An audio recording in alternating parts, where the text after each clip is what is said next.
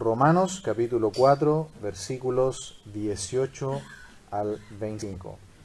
Él creyó en esperanza contra esperanza, para llegar a ser padre de muchas gentes.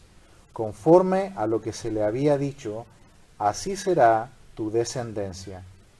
Y no se debilitó en la fe al considerar su cuerpo que estaba ya como muerto, siendo de casi 100 años, o la esterilidad de la matriz de Sara.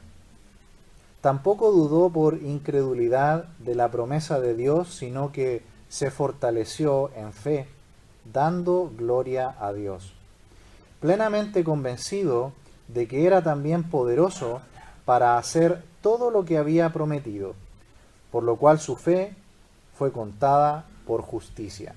Y no solamente con respecto a él se escribió que le fue contada, sino también con respecto a nosotros, a quienes ha de ser contada, esto es, a los que creemos en el que levantó de los muertos a Jesús, Señor nuestro, el cual fue entregado por nuestras transgresiones y resucitado para nuestra justificación.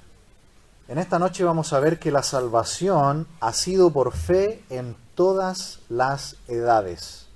Desde que nuestros primeros padres cayeron en pecado, Adán y Eva, es que está la justicia de Dios para condenación.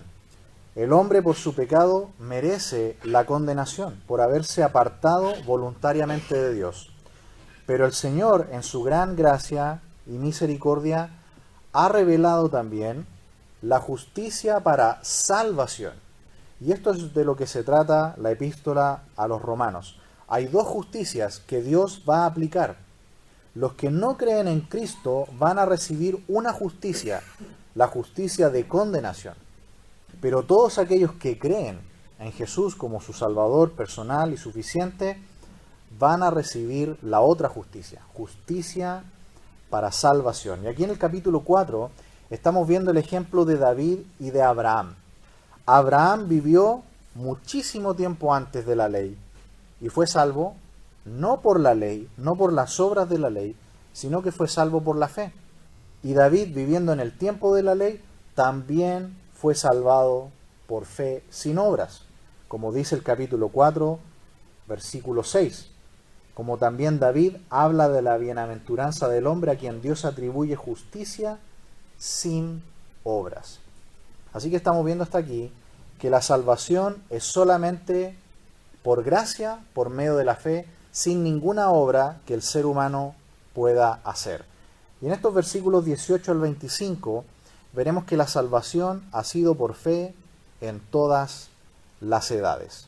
Dice el versículo 18, Él creyó en esperanza contra esperanza, para llegar a ser padre de muchas gentes, conforme a lo que se había dicho, así será tu descendencia. Una extraña expresión encontramos acá. El versículo abre diciendo, Él creyó en esperanza contra esperanza. ¿Qué quiere decir esto? Lo primero que tenemos que ver es que esperanza significa el deseo de que algo acontezca, ¿no? Esa es la esperanza. Y por otro lado, la fe es la confianza de que algo que es acorde a la voluntad de Dios ocurra. ¿En qué sentido es esperanza contra esperanza? El sentido es que Abraham, humanamente, tenía todo en contra para que esto que Dios le había prometido ocurriera. Él tenía todas las circunstancias humanas en oposición al designio de Dios. Porque en primer lugar Dios le había dicho que le iba a dar una gran tierra, una tierra que él no conocía y en la cual nunca había estado antes. Y en segundo lugar le había prometido una gran descendencia, pero él ya era muy anciano, su cuerpo estaba como muerto, y su esposa, Sara, que también era muy mayor como él, era estéril. Por lo tanto, él humanamente tenía todo en contra para no creer. Pero a pesar de todo, Abraham no tuvo a Dios por mentiroso. Él creyó lo que Dios le dijo. A diferencia de nuestros primeros padres, Adán y Eva, que accedieron a la duda, ellos dudaron de Dios. Eso significa entonces que él creyó en esperanza contra esperanza. Y luego dice, para llegar a ser padre de muchas gentes. Otra contradicción más, porque Abraham primero se llamaba Abram, que significa padre excelso. Y cuando a él le preguntaban, ¿cuáles son tus hijos? ¿El qué tenía que decir? No tengo ninguno. Y después Dios le cambia el nombre a Abraham, que significa padre de multitudes. ¿Cómo te llamas? Padre de multitudes. ¿Dónde están tus hijos? ¿Y el qué tenía que decir? No tengo ni siquiera uno. En aquel tiempo, como lo eran quizás algunas de nuestras familias, no hace muchos años atrás, las familias tenían muchos hijos. Y en ese tiempo era muy común que tuvieran las familias muy grandes, muchos hijos. Pero Abraham no tenía ninguno, siendo que su propio nombre significaba padre. A pesar de todo esto, él creyó a Dios. Él no tuvo a Dios por mentiroso. Abraham puso entonces toda su esperanza en Dios y tuvo plena fe y certeza de las palabras de Dios. Es decir, una fe verdadera, una fe genuina, es una fe obediente en primer lugar. Eso fue lo primero que vimos en Abraham. Él tuvo una fe obediente porque él creyó a Dios y él salió de Ur de los Caldeos no sabiendo exactamente a dónde iba. Él creyó a Dios. Una fe verdadera es una fe obediente. Si nosotros decimos que somos hijos de Dios, la primera pregunta que nos hacemos a la luz del ejemplo de Abraham es, ¿somos obedientes? ¿Es nuestra fe una fe obediente? Dice el versículo 19, y no se debilitó en la fe al considerar su cuerpo, que estaba ya como muerto, siendo de casi 100 años, o la esterilidad de la matriz de Sara. No se debilitó en la fe al considerar su cuerpo. Es decir, la fe de Abraham no es solamente genuina, verdadera, porque él fue obediente, también su fe fue genuina porque él miró más allá de los ojos humanos. Él no solamente era obediente, él no confiaba en sus capacidades humanas, sino que él confiaba en el poder de Dios. Pongámonos en el lugar de Abraham. Tiene casi 100 años. Su esposa igual, y además es estéril, y Dios le promete una gran descendencia. Humanamente no había cómo creer algo así. Pero Abraham creyó y obedeció y salió de su tierra en dirección a donde Dios le había dicho. Su cuerpo estaba como muerto, tenía casi 100 años. La Biblia no nos da muchos detalles de cómo estaba él exactamente, pero posiblemente tenía problemas de salud. Probablemente ya estaba muy mal, porque su cuerpo estaba como muerto, probablemente sin fuerzas físicas. Pero Abraham creyó en el Dios que las fuerzas no se acaban. ¿Qué más tenía en contra? La esterilidad de su esposa. La Biblia nos dice de varias mujeres que no podían tener hijos y cómo Dios las usó y finalmente Dios les dio hijos. La primera fue Sara en la Biblia y sin duda todas las demás que vinieron después deben haber recibido la historia de esta gran mujer de Dios. Dios también le cambió el nombre a Sara. Ella primero se llamaba Sarai realmente. En Génesis capítulo 17, versículo 15, dice, dijo también Dios a Abraham, a Sarai, tu mujer, no la llamarás Sarai, mas Sara será su nombre. Y la bendeciré, y también te daré de ella hijo. Sí, la bendeciré, y vendrá a ser madre de naciones. Reyes de pueblos vendrán de ella. Se pone más difícil la situación, porque le cambia el nombre. Ahora su nombre significa princesa, es decir, ella sin duda va a tener hijos. Y no solamente eso, dice que sus hijos serán muy importantes, serán grandes hombres.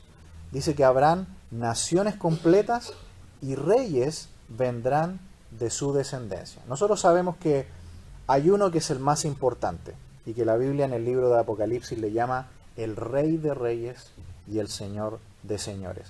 Nuestro mismo Señor Jesucristo viene de la descendencia.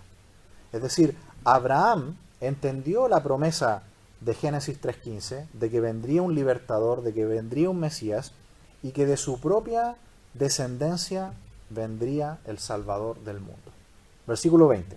Tampoco dudó por incredulidad de la promesa de Dios, sino que se fortaleció en fe, dando gloria a Dios. La fe de Abraham hemos visto que es genuina porque es obediente. Eso ha sido lo primero que hemos visto. También hemos visto que la fe de Abraham es genuina, es verdadera, porque él no confiaba en sus fuerzas humanas, confiaba totalmente en Dios. Y aquí vemos otro elemento más de la fe verdadera. Es una fe que glorifica a Dios. Por eso que Abraham creyó a Dios, porque él confiaba plenamente en el poder de Dios y no en el poder de él. Él no tuvo a Dios por mentiroso. Si Dios le dijo que esto iba a ser así, él lo creyó. Y como vimos también anteriormente, cuando Dios le pide a su propio hijo Isaac, él pensó que Dios lo iba a resucitar de los muertos luego del sacrificio. Así era de fuerte la fe de Abraham. Por eso que dice aquí, sino que se fortaleció en fe, dando gloria a Dios. La verdadera fe entonces glorifica a Dios. Tenemos que preguntarnos entonces nosotros en el día de hoy, ¿somos obedientes? ¿Nuestros criterios son humanos o son celestiales? Cuando actuamos, cuando decidimos, ¿estamos mirando al cielo o actuamos igual que las personas de este mundo? Y finalmente, ¿somos personas que glorificamos a Dios en todo? Abraham glorificó a Dios en medio de esta petición que Dios le hace y en medio de esta promesa que humanamente es imposible que fuera, pero Abraham creyó. Versículo 21. Plenamente convencido de que era también poderoso para hacer todo lo que había prometido. Qué maravilloso, ¿no? Plenamente convencido. Él creía, totalmente convencido de que Dios es poderoso para hacer todo lo que había prometido. Quiero mostrarle un ejemplo de esto en el Nuevo Testamento. Mire conmigo Hechos capítulo 27. Devuélvase un poco. Encontrará el libro de los Hechos, capítulo 27, versículo 21. Vemos aquí al apóstol Pablo en medio de prácticamente un naufragio, y Pablo está seguro que él no va a morir, porque Dios le dijo que él iba a llegar a Roma para predicar el Evangelio. Claro, lo que Pablo por supuesto no sabía es que él iba a llegar en calidad de prisionero. Él pensaba posiblemente que iba a llegar como misionero, viajando y llegando a Roma de esa manera. Pero no, llegó de otra manera, como prisionero. Y a pesar de esto, del inminente naufragio, él le dijo lo siguiente a la temerosa tripulación del barco donde iban. Capítulo 27, versículo 21. Entonces Pablo, como hacía ya mucho que no veníamos, puesto en pie en medio de ellos, dijo: habría sido por cierto conveniente, oh varones, haberme oído y no zarpar de Creta tan solo para recibir este perjuicio y pérdida. Pero ahora os exhorto a tener buen ánimo, pues no habrá ninguna pérdida de vida entre vosotros, sino solamente de la nave, porque esta noche ha estado conmigo el ángel de Dios, de quien soy y a quien sirvo, diciendo: Pablo, no temas, es necesario que comparezcas ante César, y he aquí Dios te ha concedido todos los que navegan contigo. Por tanto, oh varones, tened buen ánimo, porque yo confío en Dios que será así como se me ha dicho. ¿No es la misma fe de Abraham? Está confiando totalmente en Dios, a pesar de que todo el alrededor lo hace imposible. El naufragio es inminente. Yo no sé si usted ha estado en un casi naufragio de barco, quizás ha estado en un avión cuando de repente empieza a bajar muchos pies por segundo y ha sentido por alguna vez la sensación de que va a morir en un accidente. O quizás en un accidente automovilístico. Pablo está pasando por ese mismo momento, pero ¿qué es lo que lo tiene plenamente convencido de que ni él ni toda la tripulación va a morir? Es porque Dios le habló por medio de este ángel, que muy probablemente es el propio Señor Jesucristo, puesto que dice que es a quien Él sirve, y Él le dijo, no temas, vas a cumplir la misión, vas a llegar a Roma y vas a hablar, como te lo dije allí en Hechos 9, ¿no? Ante reyes, ante todo tipo de personas, vas a hablar ante el César romano el Evangelio. Así que en medio de la inminente muerte, Pablo dice, tengan ánimo, y se lo dice a personas que ni siquiera eran creyentes, muy probablemente, de que van a salir de esa y de que no van a morir. Totalmente convencido, en plena confianza. Esa es la fe que tiene un verdadero hijo de Dios acerca de las promesas de Dios. Esa es la fe verdadera que tiene un hijo de Dios que ha creído en Cristo acerca de lo que Dios dice en su palabra. Versículo 22. Por lo cual también su fe le fue contada por justicia. Le fue imputada la justicia de Dios. Es decir, cuando una persona se da cuenta que es pecador, como ya hemos visto en Romanos 3:23, todos hemos pecado y están destituidos de la gloria de Dios. También Romanos 6:23, porque la paga del pecado es muerte, mas la dádiva de Dios es vida eterna en Cristo Jesús, Señor nuestro. Cuando un ser humano se da cuenta que va camino al infierno y que nada puede hacer para salvarse, porque la salvación no es por obras que él pueda hacer, viene a Cristo. Y esa fe es la que le es contada por justicia. Es decir, Dios le atribuye la justicia que Cristo logró en la cruz. Recordemos que Cristo, cuando Él muere en la cruz, efectúa el pago de nuestra culpa. Por esa razón es que Dios puede salvarnos. Y es también por eso que la fe es la única condición que Dios exige para que podamos ser salvos. Porque esa gracia despoja al hombre de toda jactancia y da la gloria a Dios. Porque así no hay ninguna obra del hombre, sino que toda la obra es de Dios. Dijimos también la semana pasada que la fe es como nuestra mano, ¿no? Que se extiende vacía. Y la gracia es la mano de Dios que se extiende también con el regalo de la salvación en la mano. Es decir, la fe tampoco es una obra, es una rendición a la obra de otro. Nosotros no podemos hacer nada. Lo único que nosotros podemos hacer es recibir.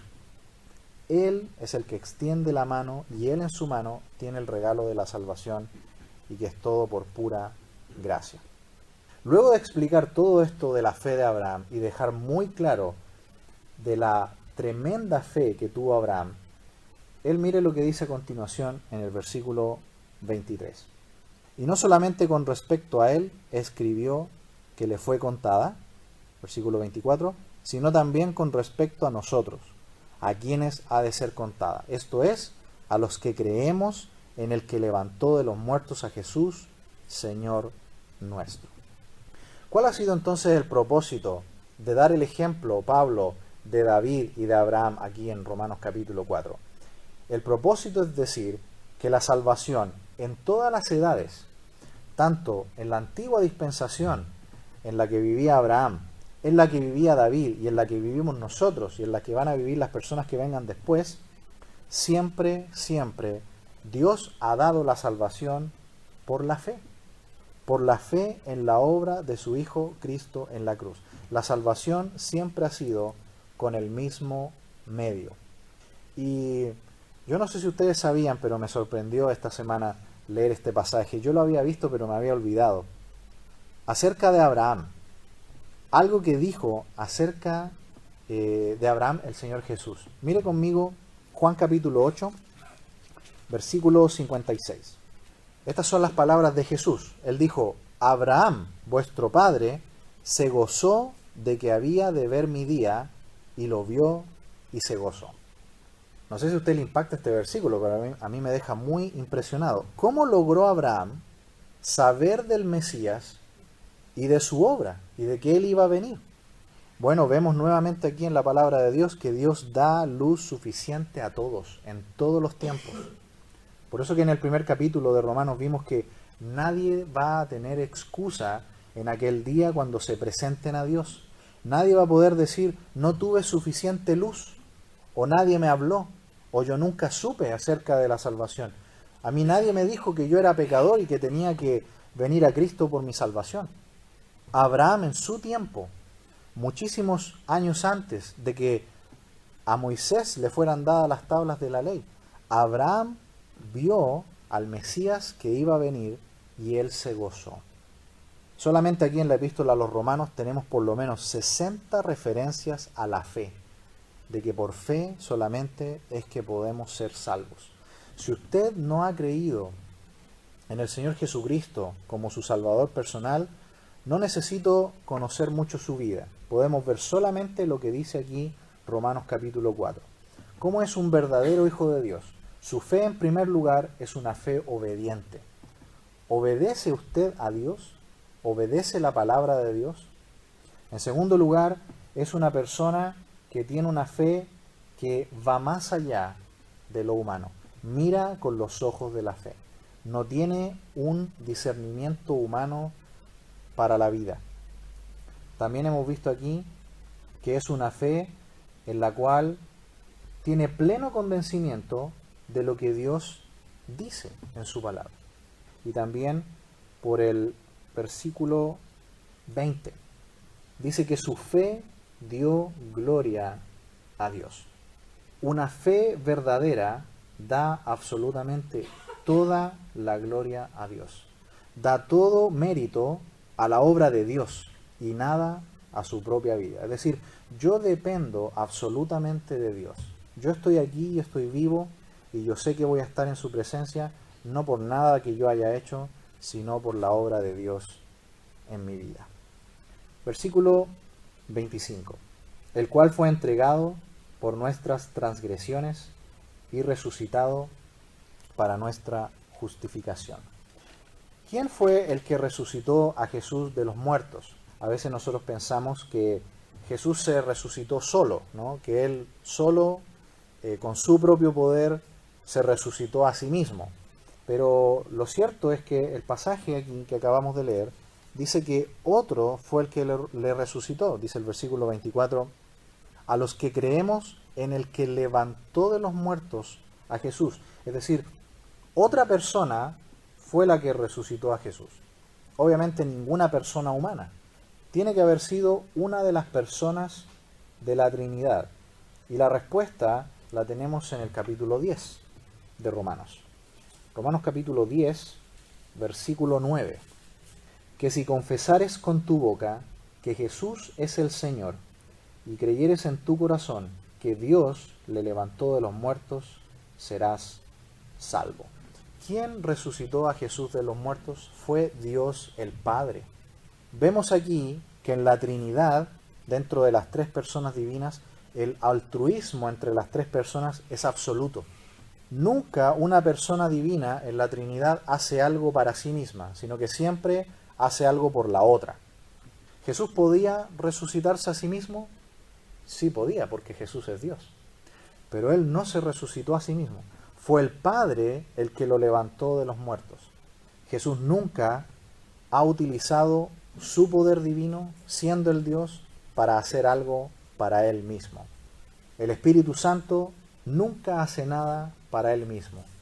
Todo lo que hace el Espíritu Santo es glorificar al Hijo y al Padre y guiarnos a nosotros, a que nosotros glorifiquemos al Padre y al Hijo. El versículo 25, entonces, y final, nos dice que el Señor Jesucristo fue entregado por nuestras transgresiones. Aquí es muy importante esto. Al leer este versículo quizás podríamos pensar que nuestros pecados provocaron la muerte de Cristo. Y eso no es efectivo. Porque eso significa que Dios, obligado, entregó a su Hijo a morir por nosotros. ¿Fue así? ¿No? Dios no tenía ninguna obligación de proveer ningún medio para salvarnos a nosotros. Lo que nosotros merecíamos era la muerte. Tanto el Padre como el Hijo voluntariamente proveyeron los medios para que nosotros fuéramos salvos. Por lo tanto, cuando el texto aquí dice, el cual fue entregado por nuestras transgresiones, no significa que nuestros pecados automáticamente produjeron la muerte de Cristo, sino que Dios voluntariamente, soberanamente, decidió, sin ninguna presión de nadie, ofrecer a su Hijo y entregarlo por nosotros. Y el Hijo también, recibiendo la orden del Padre, vino obedeciendo, pero con obediencia voluntaria. Recordemos que a Jesús se le llama siervo en varias partes del Nuevo Testamento. Hay dos tipos de siervos o de esclavos en la Biblia. Está el siervo obligado, el esclavo que está obligado a ser esclavo, pero también estaban los esclavos libres, los que libremente decidían seguir sirviendo a su Señor cuando llegaba el jubileo. Eran liberados, pero algunos siervos decidían seguir con aquella familia. Y el señor de la casa le horadaba uno de las orejas, ¿no? Le hacía una marca en la oreja. Hay un salmo que dice, horadaste mis oídos. El Señor Jesús vino a este mundo enviado por el Padre, pero con una obediencia voluntaria. Él no vino tampoco obligado. Por lo tanto, cuando aquí se nos dice que Jesús fue entregado por nuestro pecado o por nuestras transgresiones, significa que Él fue ofrecido libremente y voluntariamente como una provisión para que nosotros podamos tener el perdón. Dios no estaba obligado a salvarnos. Él lo hizo porque quiso, por su gracia y por su misericordia. Y la última parte del versículo dice, y resucitado para nuestra justificación. Es muy importante tener en cuenta esto. La resurrección no es lo que pagó nuestra culpa. La resurrección de Jesús no fue lo que produjo nuestra salvación. Lo que produjo nuestra salvación fue la muerte de Jesús. Porque la muerte de Jesús es el pago por nuestra culpa. Eso es muy importante tenerlo muy claro, porque Jesús al morir pagó por nosotros el castigo que la ley de Dios nos imponía. Y eso era la muerte por nuestros pecados. Así que en vez de eso, Jesús gustó la muerte y vivió la separación de Dios por nosotros. Así que no tenemos que tener ningún temor de decir esto. Si Jesús hubiera venido a este mundo, nacido en Belén, y hubiera vivido perfectamente en este mundo, y luego, sin haber muerto en la cruz, se hubiera ido de vuelta al cielo en aquella nube, nosotros no tendríamos salvación. Porque fue su muerte el pago para nuestra salvación. El Señor Jesucristo tenía que morir. No era suficiente con que Él fuera encarnado y viniera a este mundo y viviera una vida perfecta. Él tenía que ser muerto en la cruz del Calvario. Y la resurrección no es más que la garantía de que así como Él fue resucitado, levantado de los muertos, un día nosotros también seremos resucitados y transformados y tendremos vida eterna. Así que en este sentido, tanto la muerte como la resurrección son necesarias. Y esta es la razón. Porque ¿quién nos comunica la vida? El Salvador vivo. Si Jesús solamente hubiera muerto, tampoco hubiera sido suficiente. Porque Él tenía que resucitar para comunicarnos la vida. Recordemos que Jesús es la cabeza de la iglesia y es la cabeza que nos comunica la vida. Por lo tanto, la muerte y la resurrección eran necesarias. Jesús al morir pagó nuestra culpa, compró nuestra salvación y con la resurrección Él vuelve a la vida y ahora comunica vida a todos los que creen en Él. Primera a los Corintios, por favor, capítulo 15, versículos 14 al 17. Y si Cristo no resucitó, vana es entonces nuestra predicación, vana es también vuestra fe. Y somos hallados falsos testigos de Dios, porque hemos testificado de Dios que Él resucitó a Cristo, al cual no resucitó si en verdad los muertos no resucitan. Pero si los muertos no resucitan, tampoco Cristo resucitó. Y si Cristo no resucitó, vuestra fe es vana, aún estáis en vuestros pecados. Así que, hermanos amados, el ejemplo aquí de la fe de Abraham nos muestra que la fe es el único medio de salvación en todos los tiempos. Y que esta salvación está compuesta gracias a la muerte de Jesús, la cual paga todos nuestros pecados, pagó nuestra culpa, borró nuestros pecados, y por otro lado, la resurrección es la que permite que ahora el Salvador vivo, no muerto, pueda volver a la presencia del Padre y ahora nos comunica la vida. Solamente así es que nuestra fe tiene sentido. Nuestra fe entonces no está puesta en algo falso. Nuestra fe está puesta en el más maravilloso mensaje. Y el mensaje es que Dios se hizo hombre, vino a este mundo, tomó forma humana, murió por sus pecados y los míos, pero no quedó allí en la tumba. Se levantó de los muertos, resucitó y ahora comunica vida a todos los que creen en Él. Vamos a orar.